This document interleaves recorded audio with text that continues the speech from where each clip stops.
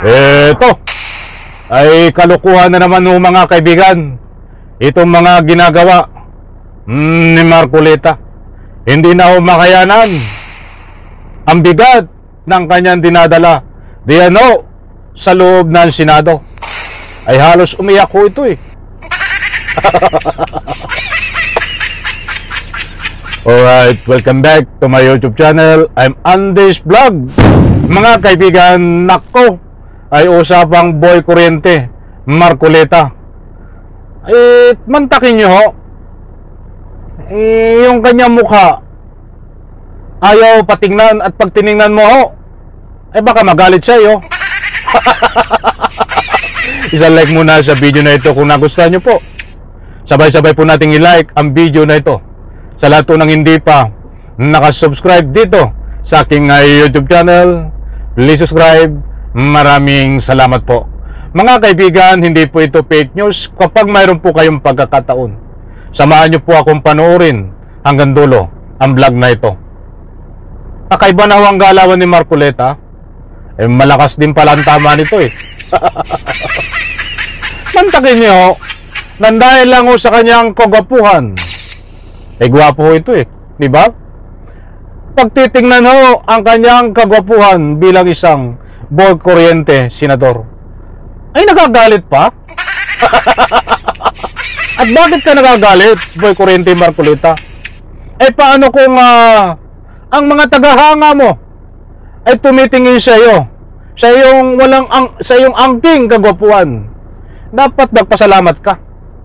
Dapat hindi ka magalit. Ba't sa puntong ito ay galit na galit eh? Nag-iisang mukha sa mundo ito, yan ang gwapo. Dapat i-appreciate mo ang kagwapuhan mo. Diyos ko puro do. Ito mga kaibigan, tingnan nyo kung ano ang kagwapuhan ni Marcoleta. Ito Honor, napakawalang iyan ng tao na yun, Mr. Chair. Bigla ba niya naman sinabi, tingnan niyo yung mukha ni Marcoleta kung matatawa kayo.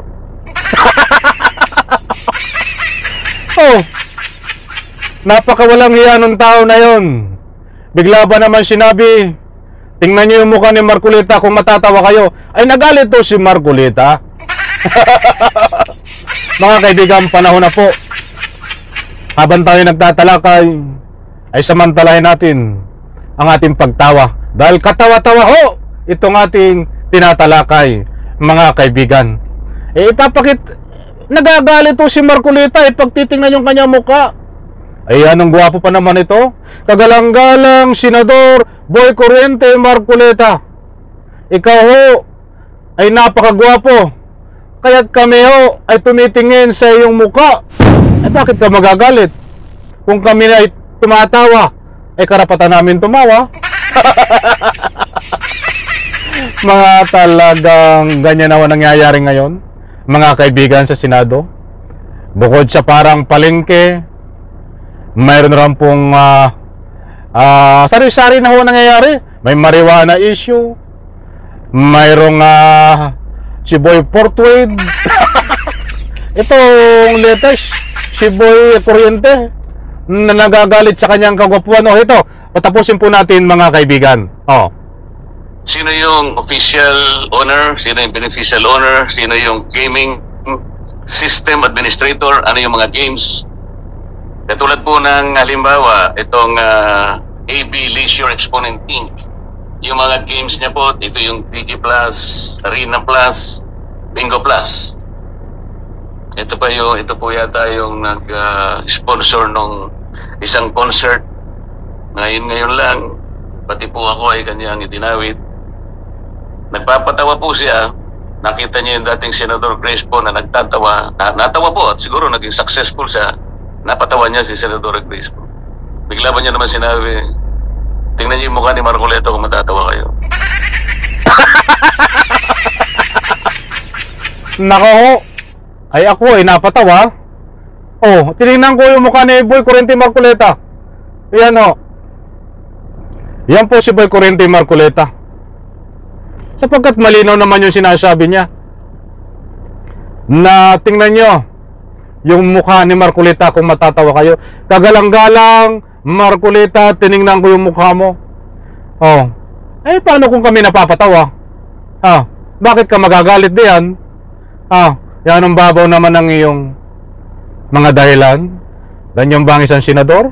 Ulitin ko mga kaibigan, doon sa simula, sandali lang Napakawalang iyan ng tao na yun, Mr. Chair.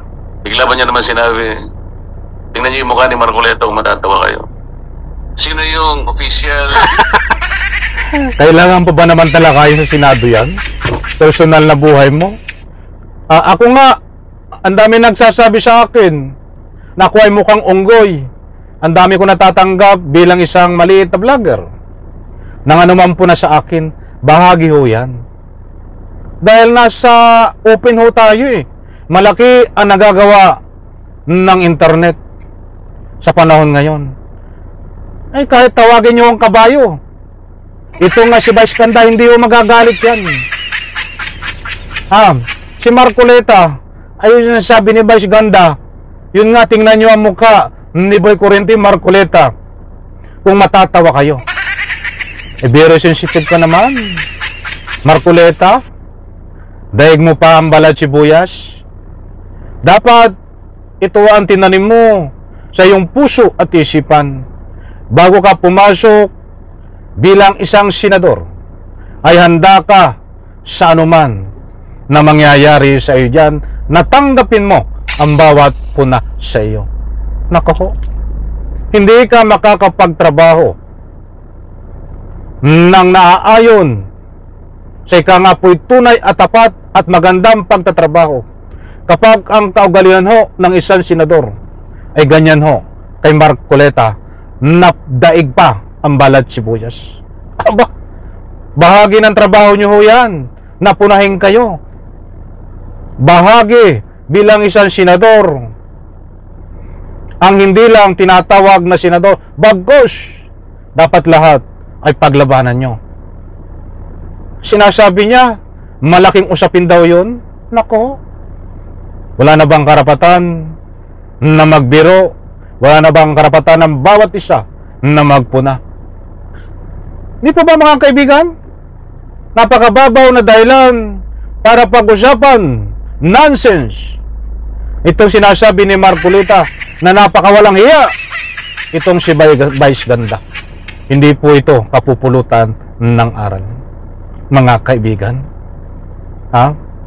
Hindi po ito ang dapat iduluhin.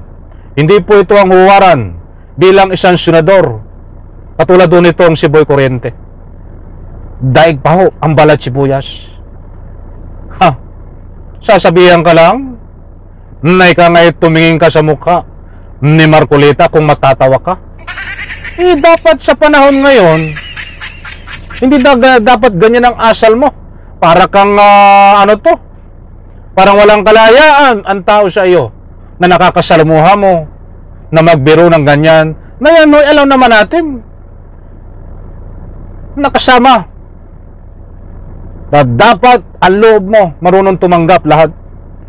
Hindi naman below the belt yun tawagin mo si Ganda ng kabayo, hindi magagalit yan. Tawagin mo ako ng unggoy, hindi ako magagalit. Diba?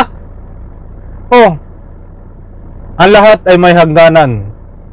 Batang hangganan mo, Marcoleta, ay gaganon.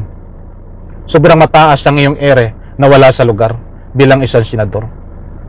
Bakit nagkaganyan ang iyong pananaw bilang isang senador?